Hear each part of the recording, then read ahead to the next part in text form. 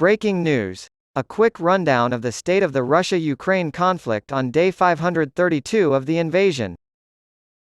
On Tuesday, Ukrainian officials accused Russian forces of intentionally striking rescue workers with two missiles.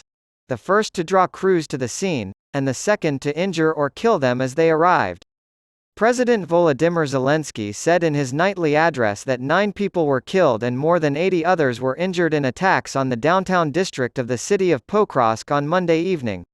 Authorities in Ukraine have stated that among those killed and injured was an emergency official and that the majority of the injured were police officers, emergency workers, and soldiers who rushed to help locals. Pavlo Kirilenko, governor of the region, said 81 people were injured, including 39 civilians, 31 police officers, 7 members of the state emergency service, and 4 members of the military. There were 2 young children among the injured.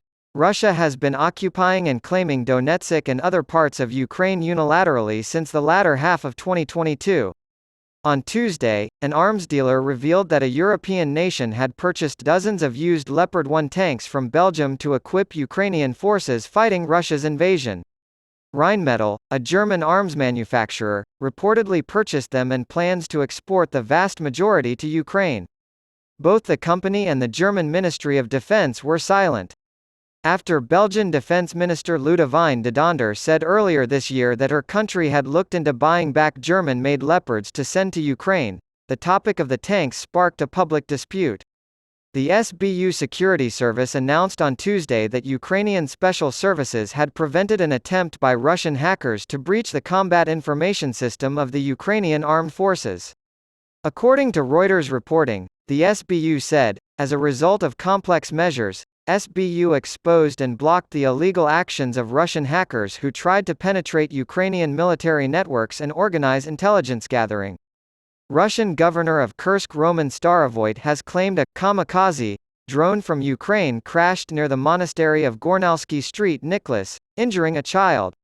Ukraine, Zelensky said in a video released on Tuesday, will fight back against Russia in the Black Sea to prevent a blockade of its waters and prevent the country from importing and exporting grain and other goods. The president's remarks were posted to his website a few days after Ukrainian maritime drones carrying explosives sank a Russian warship and sank a Russian tanker near a major Russian port. Days after Russian drone attacks on Ukrainian ports, Reuters reports that dozens of ships are backed up around key Danube arteries near the river gateways. At least 30 vessels were spotted in the Black Sea's Musura Bay, where they were likely waiting to enter the channel that leads to Izmail. Britain has announced 25 new sanctions aimed at limiting Vladimir Putin's ability to purchase foreign military supplies. Foreign Secretary James Cleverly said, "Today's landmark sanctions will further diminish Russia's arsenal and close the net on supply chains propping up Putin's now struggling defense industry." Supporters of Russia's military machine can't go anywhere. Prime Minister Irakli Garibashvili of Georgia called Russia aggressor on the anniversary of the outbreak of war between the two countries over an independent region. This anniversary marked 15 years since the conflict. "We and the whole world have known for a long time that Russia was an aggressor." According to the state news agency RIA, Putin has signed a decree suspending Russia's double taxation agreements with what it calls unfriendly countries, or those that have imposed sanctions on Moscow.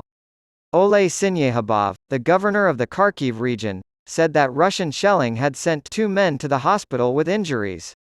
According to Interfax, a tanker damaged by Ukrainian drones in the Kerch Strait has had a metal patch welded onto its damaged hull and is waiting to be towed to a shipyard.